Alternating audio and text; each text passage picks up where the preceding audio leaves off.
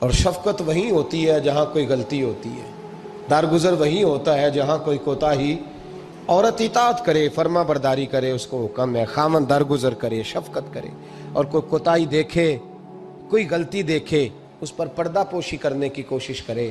یاد رکھیں اعلیٰ حضرت فاضل بریلوی رحمۃ اللہ علیہ فرماتے ہیں جو مردان خدا ہیں، جو اللہ کے بندے ہیں، جو مردان خدا ہیں، فرمایا ان کا طریقہ تو یہ ہے کہ وہ اپنے گھر والوں کی بڑی بڑی غلطیاں معاف کرتے ہیں، بڑی بڑی کوتاہیاں، بڑی بڑی۔ حضرت ابو الحسن رحمۃ اللہ تعالیٰ علیہ، جناب ابو الحسن خرقانی بہت بڑے درویش صوفی گزرے اور صاحب بصیرت اور زندہ اور بیدار مغز صوفی تھے، صرف ہو والے صوفی نہیں تھے۔ ان کو خبر ہی نہیں کہ معاشرے میں میں کھٹکتا ہوں دل عالم میں کانٹے کی طرح، اور تو فقط اللہ ہو اللہ ہو اللہ ہو۔ حضرت ابو الحسن خرقانی خانقاہ بھی آباد کرتے تھے، اور معاشرے میں کبھی ظلم ہوتا تھا تو بادشاہوں کا جا کے حقہ پانی بھی بند فرما دیا کرتے تھے۔ بڑے بیدار مغز اور بیدار ذہن صوفی تھے۔ حضرت باعزید بستامی رحمۃ اللہ علیہ کے سجادہ تھے، اور محمود غزنوی آپ کا مرید تھا، اب بہت صاحب بصیرت بادشاہ ہوا ہے، وہ آپ کا خدمت گزار تو حاضر ہوتا تھا۔ محمود غزنوی کہتے ہیں جب میں پہلے دن گیا تو بابا جی مجھے اٹھ کے نہیں ملے، بیٹھے بیٹھے سلام کیا، واپس آنے لگا تو مجھے چھوڑنے آئے میری سواری تک، تو میں نے کہا حضرت جی جب آیا تھا تو پوچھا بھی نہیں اور اب چھوڑنے آ گئے، تو فرمانے لگے جب تو آیا تھا تیرے اندر تکبر تھا، تو کہتا تھا مولوی بادشاہوں کو اٹھ اٹھ کے ملتے ہیں اس لیے نہیں ملا، اور اب تو سوچ رہا ہے کہ نہیں سارے مولوی ایک طرح کے نہیں ہوتے، اس لیے میں تیری عزت دینا تیرے لیے ضروری سمجھا ہے، اس لیے تجھے چھوڑنے آیا ہوں۔ حضرت ابو الحسن بڑے صاحب بصیرت آدمی۔ ایک آدمی یمن سے آیا کئی 100 کلومیٹر کا سفر طے کر کے ملنے، اس نے دروازے پہ دستک دی، حضرت کے گھر کے دروازے، بادشاہ کے پیر ہیں، اندر سے بی بی صاحبہ بولی کون ہے دروازے پہ؟ فرمایا میں یمن سے آیا ہوں یا مصر سے آیا ہوں، بڑی دور سے ملاقات کرنی ہے، حضرت صاحب کدھر ہیں؟ تو بی بی کہنے لگی تجھے بھی کوئی کام نہیں جس طرح اسے کوئی کام نہیں، تو بھی فارغ ہے اس کی طرح، بس یہی اللہ اللہ یہی ڈیوٹی ہے تیری بھی۔ میں نے کہا یار اتنا بڑا صوفی اور گھر میں اس کا کیا حال ہے، وہ بات کرنے والی؟ تو میں نے کہا جناب حضرت کدھر ہیں؟ تو کہنے لگی وہ کوئی جنگل میں بیٹھا اللہ اللہ کر رہا ہوگا، نہ بچوں کی فکر نہ گھر بار کی فکر، مسئلوں سے بھی پیٹ بھرتے ہیں کبھی، ادھر بیٹھا ہوگا، جا ملنا ہے تو تو بھی چلا جا، دوبارہ دروازے پہ دستک نہ دینا خبردار۔ کہتے ہیں میرے وہ جو میں ایک ذائچہ بنا کے آیا تھا نا اللہ کے ولی کا، وہ میرا سارا ہی ٹوٹ گیا۔ میں نے کہا کچھ نہیں حال، جس کا گھر حال نہیں تو باہر کیا ہوگا، اندر ہی کوئی طبیعت نہیں۔ لوگ فٹافٹ اعتراض کرتے ہیں، کہتے ہیں صاحب فلاں بندے کو نہیں صحیح کر سکے تو، حالانکہ یہ بات اور ہے، یہ پہلو اور ہے۔ نوح علیہ السلام کی بیوی اگر کافر رہ جائے، بیٹا اگر غیر مسلم رہ جائے تو یہ حکمت الہی ہوتی ہے، یہ اللہ پاک کی حکمت ہوتی ہے، حکمت ہوتی ہے، اس میں پیغمبر کی تبلیغ میں کوئی اعتراض نہیں کیا جا سکتا۔ اس نے کہا جنگل میں ہوں گے تو بھی چلا جا۔ کہتے ہیں وہ جو میرے ذہن میں ان کا زاویہ تھا، وہ جو ایک شخصیت کا روپ میں بنا کے وہ تو نکل گیا، لیکن میں نے کہا چل اتنی دور سے آیا ہوں بابے سے میل ہی لیتا ہوں، شام ہو گئی ہے رات بھی رہنا ہے۔ کہتے ہیں میں نے جنگل کی طرف منہ کیا تو حضرت جنگل سے آ رہے تھے اور شیر پہ بیٹھے ہوئے تھے، شیر پہ بیٹھے تھے۔ فرماتے ہیں پھر میرے دل میں خیال آیا، میں نے کہا بی بی قابو آتی نہیں اور شیر کو قابو کیا ہوا ہے۔ پھر وسوسہ آیا اتقوا فراست المومن فإنہ ینظر بنور اللہ، رواہ ترمذی او کما قال صلی اللہ علیہ وسلم۔ اللہ کے رسول فرماتے ہیں مومن کی فراست قلبی سے ڈرو، وہ تو اللہ کے نور سے دیکھا کرتا ہے، اللہ کے دیے ہوئے نور سے دیکھتا ہے۔ اللہ اکبر۔ جب یہ بات سنی نا، اس نے کہتے میں نے دل میں سوچی تو حضرت میرے دل کی بات جان گئے اور فرمانے لگے او بھائی، کہتے میں نے کوئی حال بتایا نہیں، خود ہی فرمانے لگے میاں اس کے اندر صرف ایک ہی غلطی ہے کہ وہ زبان کی ٹھیک نہیں، بستر کی بڑی پاک ہے، نظر کی بڑی پاک ہے، کردار کی بڑی اچھی ہے، میرے بچوں کو پالتی ہے، بس زبان کی ذرا ٹھیک نہیں۔ اور فرمانے لگے میں اس نتیجے پہ پہنچا ہوں اگر میں نے اسے نکال دیا تو اور کوئی رکھے گا نہیں، بیچاری زندگی ساری پریشانی میں گزار دے گی، اور پھر اگلے لفظ کہے تو حد ہو گئی۔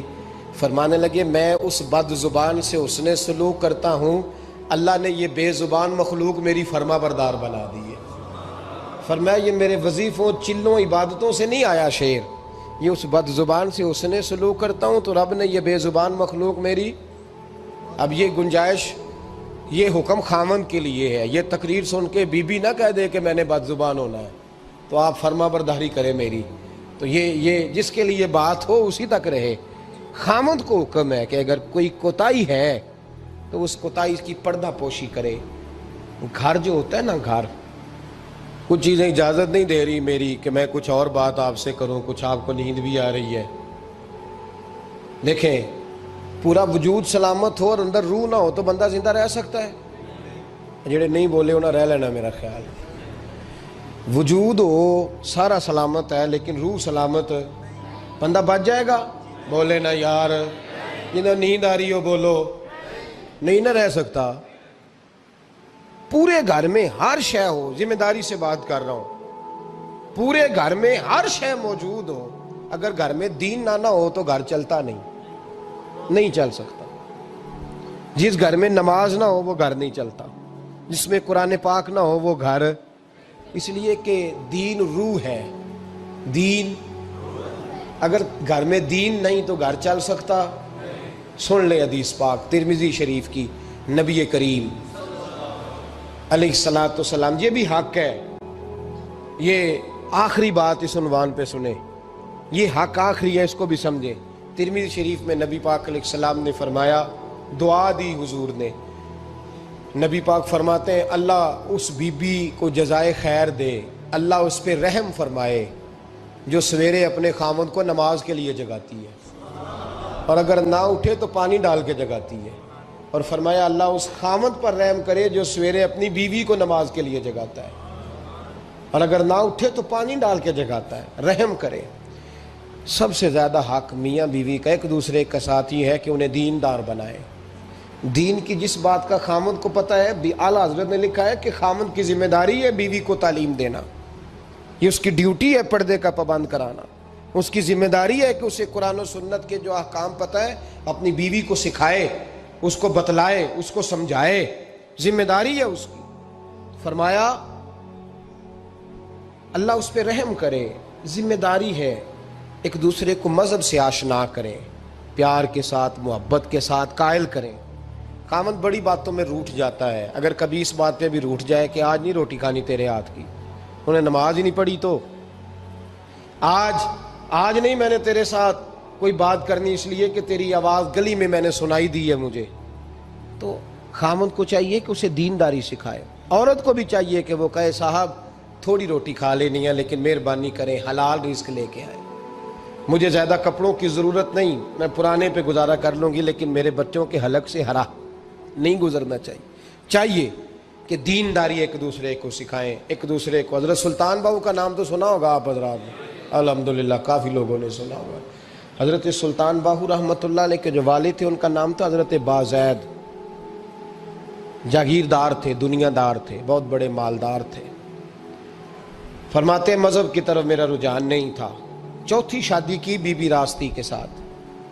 بی بی صاحبہ بڑی نیک تھی، بی بی صاحبہ کہتی ہیں میرا دل کرتا تھا میرا خامد بھی نمازی ہو جائے، اور عام دنیا دار نہیں تھے، 7 جاگیروں کے مالک تھے۔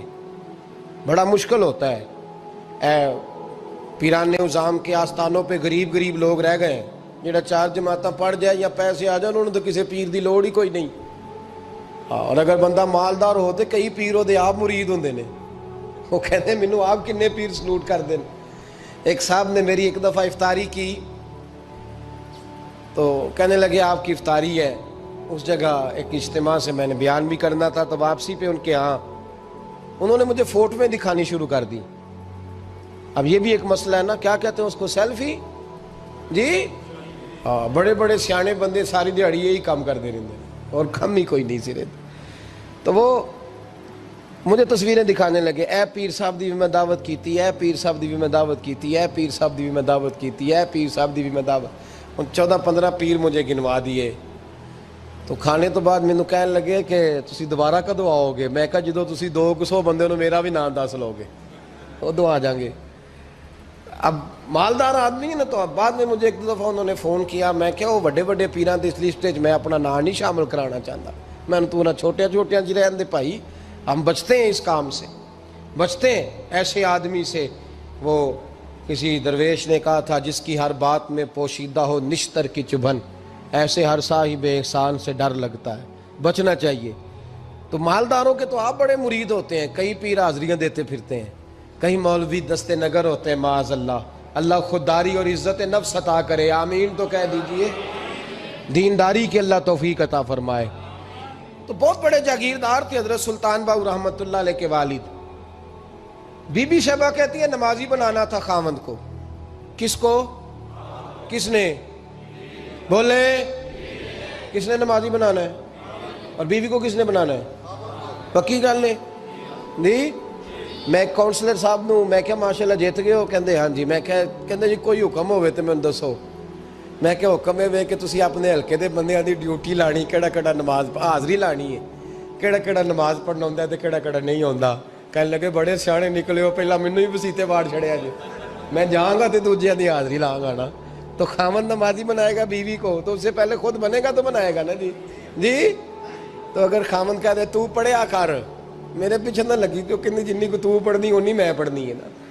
تو میں آج میں ایک دوست کو کہہ رہا تھا، میں کہہ رہا تھا بچے وہ کام نہیں کرتے جو آپ کہتے ہیں، اور میں نے جمعے میں بھی کہا تھا بچے وہ کرتے ہیں جو ہمارا عمل دیکھ کے بچے چلتے ہیں، صرف بات پہ عمل نہیں کرتے۔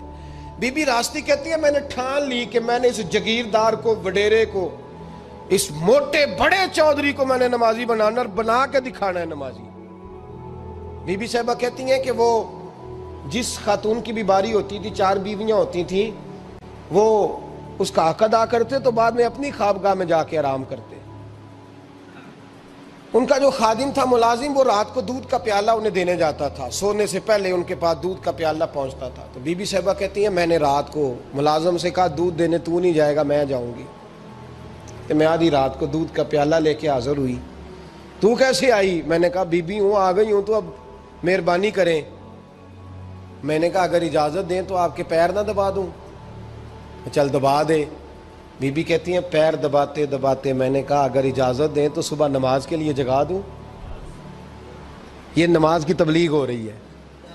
تو بابا جی پتہ کیا کہتے ہیں حضرت بازید؟ کہنے لگے تو مجھے جانتی نہیں، خبردار مجھے تبلیغ کرنے کی کوشش کی، اس گھر میں رہنا ہے تو سانس اونچا نہ لینا، پتہ ہے تو کس کے ساتھ بھی آئی، خبردار۔ کہتے میں چپ کر کے آ گئی۔ اگلے دن پھر دودھ لے کے پہنچ گئی تو انہوں نے آنکھ کھول کے دیکھا میری طرف، پھر آ گئی ہے۔ میں نے کہا میرے خاوند ہیں، میرے سر کے تاج ہیں، پیر دبا دوں؟ کہ دبا دو۔ کہتے ہیں میں نے 10 منٹ پیر دبائے تو میں نے کہا اگر جان کی امان پاؤں تو فجر میں جگا دوں؟ میں نے جلال فرمایا۔ کہنے لگے تجھے کہا تھا نا کہ مجھے کسی کا مشورہ قبول نہیں، تو کون ہوتی ہے مجھے بات کرنے والی، چل دوڑ جا۔ بی بی صاحبہ کہتی ہیں میں 10 دن جاتی رہی۔ کتنے دن؟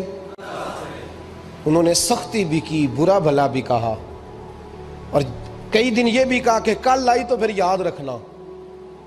کہتی ہیں 10ویں دن میں گئی تو حضرت بازید کہتے ہیں میرے دل میں خیال آیا یہ جان چھوڑنے والی نہیں، یہ باز نہیں آئے گی، اور چلو ہے بھی تو میری بیوی، غلط بات بھی کوئی نہیں کر رہی، کہہ بھی نماز کر رہی ہے۔ کہنے لگے اگر میں سویرے اٹھ جاؤں تو پھر دوبارہ تو نہیں آئے گی، تو دوبارہ تو نہیں آئے گی۔ یہ دیکھیں میاں بیوی کا آپس میں رشتہ، سویرے اگر میں اٹھ جاؤں نماز کے لیے تیرے کہنے پہ تو میری جان چھوڑ دے گی تو؟ بی بی صاحبہ کہنے لگی میں دوبارہ نہیں آؤں گی، آپ مہربانی کریں سویرے اٹھ جائیں۔ کہنے لگے چل تو میری بیوی ہے، ایک بار مان لیتا ہوں تیری بات، سویرے جگا دینا۔ بی بی راستی کہتی ہے میں پہلے سو کے اٹھا کرتی تھی، وہ رات میں سوئی نہیں، کہتے ہیں میں ساری رات رو کے گزار دی، ساری رات، اور بیدار رہ کے گزار دی۔ سویرے فجر کے وقت پانی گرم کیا، بغل میں مصلی لیا، خامد کو بیدار کیا، وضو کرایا، اور کہتی ہیں جب وہ اللہ اکبر کہہ کے سنتوں کی نیت باندھی تو میرے اس طرح آنسو گرے جیسے سیلاب آتا ہے اور دریا کا بند ٹوٹتا ہے، اور میں نے رو کے کہا مولا میرے اختیار میں یہیں تک تھا، میں مصلی پہ کھڑا کر سکتی ہوں، میں دل تو نہیں نہ بدل سکتی، وہ تیرے قبضے میں ہے، مقلب القلوب ہے، فضل کر اس کا دل بدل دے۔ فرماتی ہیں میں روتی رہی، 2 رکعتیں پڑھ کے میری طرف دیکھا تو فرضوں کی نیت باندھ لی، اور 2 فرض پڑھ کے پھر میری طرف دیکھا، کہنے لگے خبردار سویرے جگانے آئی تو۔ میں نے کہا جی نہیں جگاتی۔ میری طرف دیکھ کے کہنے لگے تو نہیں جگائے گی آج کے بعد میں تجھے نماز کے لیے جگایا کروں گا، میں تجھے جگاؤں گا۔ آپ فرمانے لگی وہ نمازی بن گئے، میں پہلے ہی نمازی تھی۔ جب ان 2 نمازیوں کا ملاپ ہوا تو اللہ نے سلطان باہو جیسا بیٹا عطا فرمایا، سلطان باہو جیسا بیٹا عطا فرمایا۔ میرے بھائی، میاں بیوی ایک دوسرے کو دیندار بنائیں گے، ایک دوسرے کو نمازی بنائیں گے، وہ ایک دوسرے پہ، اور کس طرح کا؟ بڑا مشکل ہوتا ہے بیوی اپنے خاوند کی تعریف کرے، مشکل ہوتی ہے۔ اعلیٰ حضرت فاضل بریلوی رحمت اللہ تعالیٰ علیہ کی زوجہ، ان کا طریقہ یہ تھا کہ وہ اتنی شناسہ ہو گئی تھی، اعلیٰ حضرت لکھتے تھے تو وہ واقف ہو گئی تھی، وہ کتاب کا اعلیٰ حضرت فرماتے تو وہی کتاب اٹھا کے زوجہ لاتی۔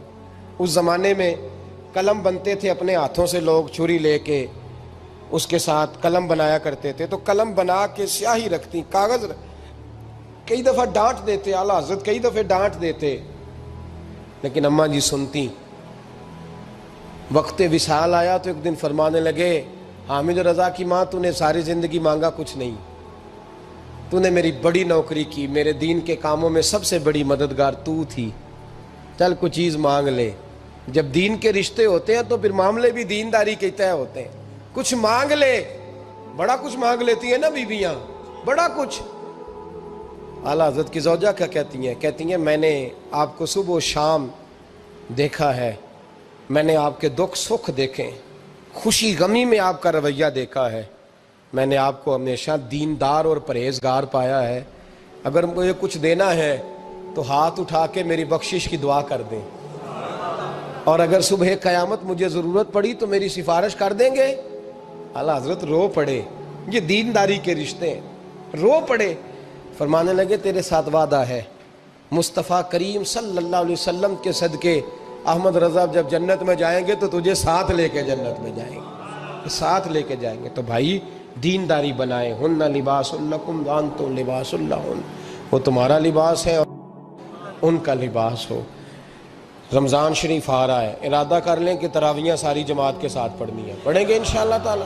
نوجوانوں سے میری گزارش ہے، جوان بچوں سے، ضروری کوئی مذہبی چیز آپ نے دیکھنی ہو، سننی سنانی ہو تو ٹھیک ہے، ورنہ رمضان میں موبائل استعمال نہ کریں، مہربانی فرمائیں، ارادہ کریں۔ اگر کبھی مجبوری بن جائے نا تو ہسپتالوں میں بھی 2 گھنٹے بندے کو ایک ٹانگ پہ کھڑے ہونے پڑ جاتا ہے، پاسپورٹ کے دفتر لوگ کھڑے رہتے ہیں، شناختی کارڈ کے دفتر کھڑے رہتے ہیں۔ ارادہ کرو قرآن پاک سننے کا، اور مسجد میں حاضر ہو کے با جماعت 20 تراویحیں پوری پڑھو، اور عشاء سے پہلے آؤ، سنتیں ادا کر کے مسجد میں نماز پڑھو۔ روزہ کوئی شیطانی وسوسہ قریب نہ آنے دو، روزے رکھنے ہیں اور انشاءاللہ رکھنے ہیں، پورے رکھنے۔ مزدور آدمی جو مزدور ہے وہ کہتا ہے میں مزدور ہوں، میں کیسے رکھوں؟ او خدا کے بندے، رب تعالیٰ نے تیرے اوپر فرض کیے ہیں، وہ کہتا ہے میں وہ چیز فرض کرتا ہی نہیں جو تو اٹھا نہ سکے، اس کو پتا تھا ہم رکھ لیں گے تبھی فرض کیے نا۔ اور مزدور کو تو اللہ اجر بھی زیادہ عطا کرتا ہے، کسی وسوسے پہ نہ لگے۔ اور قرآن، یہ 2 باتیں ہو گئی، روزہ اور تراویح۔ اور تیسرا، دن کے 2 حصے کریں، جو وقت بچ جائے اس کے 2 حصے کریں، آدھے حصے میں قرآن پاک پڑھنا ہے اور آدھے حصے میں درود و سلام پڑھنا ہے، یہ وظیفے پکے کر لیں۔ اور جو لوگ غریبوں کی مدد کرتے ہیں، مسکینوں کی، یتیموں کی، ان سے میری گزارش ہے کہ وہ مہربانی کریں تو 1 رمضان کو لوگوں کے ساتھ تعاون کریں۔ کس تاریخ کو جی؟ بولے قاری صاحب نے سوٹ کدن دیں ہو جی، تاکہ کوئی درزی سی کے نہ دے، یہ کدھر پا نہ لے سوٹ، مولوی بھی نواں، یہ ساڈا مولوی یہ تے پرانے دی چنگا لگتا ہے، اور پہلے دے میاں یہ کام بھی پہلے کریں تاکہ وہ سلا لیں اور سلا کے پہن لیں۔ میری باتوں کی سمجھ آ رہی ہے آپ حضرات کو؟ غریب کے ساتھ، مسکین کے ساتھ، جس کے ساتھ بھی کو تعاون کرنا ہے وہ پہلے کریں، پہلے اپنے بچوں کے کپڑے بعد میں اور غریبوں کے بچوں کو پہلے، تاکہ وہ شریک ہو، رمضان میں شریک ہو، کسی کو سودا پہلے دیں، جو پہلے کرنے کے کام ہیں ان کو پہلے کریں، مہربانی فرمائیں۔ رمضان کی نیت کریں، ارادہ کریں، اپنے اندر ذوق پیدا کریں۔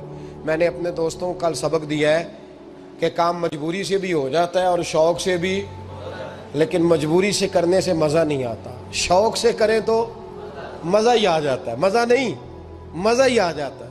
تو کام کریں گے لطف آئے گا آپ کو روزے رکھنے کا، عبادت کرنے کا، لیکن لطف کے ساتھ کریں. جدوں تو گی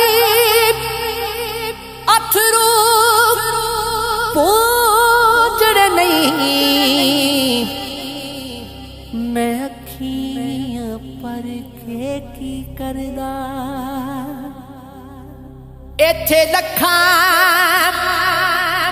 راجے پھردے نے، میں مرزا بن کے کی کردا.